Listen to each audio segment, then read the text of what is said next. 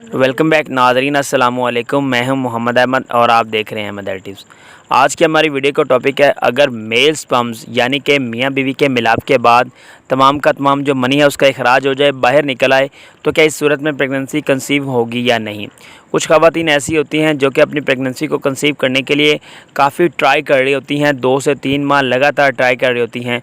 और कुछ ख़वातीन ऐसी भी होती हैं जो कि अपनी प्रेगनेंसी को कंसीव करने के लिए जो तरह तरह के हरबे इस्तेमाल करती हैं, तरह तरह के टिप्स यूज़ करती हैं।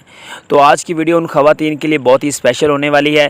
2 कंडीशन है, इन दोनों कंडीशंस को आपने अगर तसल्ली से समझ लिया तो इंशाल्लाह आपको किसी भी वीडियो और देखने की ज़रूरत नहीं पड़ेगी। तो वीडियो में मज़ीद आगे बढ़ने से पहले आपने वीडियो के ऊपर छोटा सा लाइक करना है, क्योंकि वीडियो बनाने के ऊपर काफ़ी सारी मेहनत लगती है। तो वीडियो लाइक करने से हमारी दिलजोई होती है।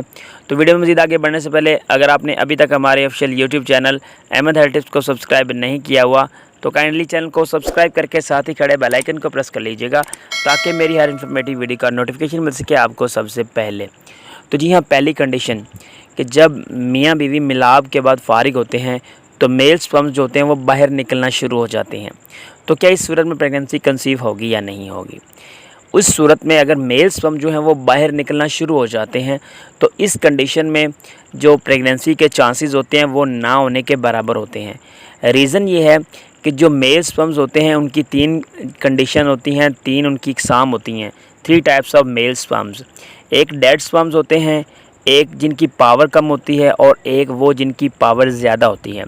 जिनकी पावर ज़्यादा होती है वो ट्रैवल करना शुरू कर देते हैं यूट्रस की तरफ, और जिनकी पावर कम होती है वो बाहर निकलना शुरू कर देते हैं। और जिनकी जो डेड हुए पड़े होते हैं वो तो ऑटोमेटिकली बाहर निकलते ही निकलते हैं। तो आपको करना क्या चाहिए, अगर आप अपनी प्रेगनेंसी को कंसीव करना चाहती हैं तो आपको उसी पोजीशन में, जिस पोजीशन में आप लास्ट टाइम थी, उसी पोजीशन में आप लेटी रहें। लेटी रहने से ये होगा कि जो मेल स्पर्म्स होंगे वो आपके यूट्रस की तरफ ट्रैवल करना शुरू कर देंगे। जिनकी पावर कम होगी वो भी ट्रैवल करना शुरू कर देंगे।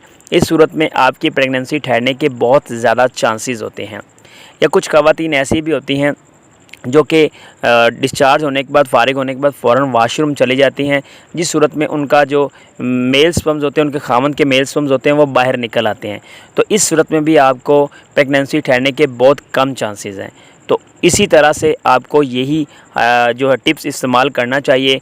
अगर आपके मेल स्पर्म्स वैसे भी बाहर निकल रहे हैं, लेटने से बाहर निकल रहे हैं, तो आप एक कपड़ा यूज़ कर लें, क्योंकि काफ़ी सारी ओल्ड वुमेंस का कहना है कि अगर आप कपड़ा इस्तेमाल करते हैं तो आपके मेल स्पर्म्स जो हैं वो बाहर नहीं निकलेंगे।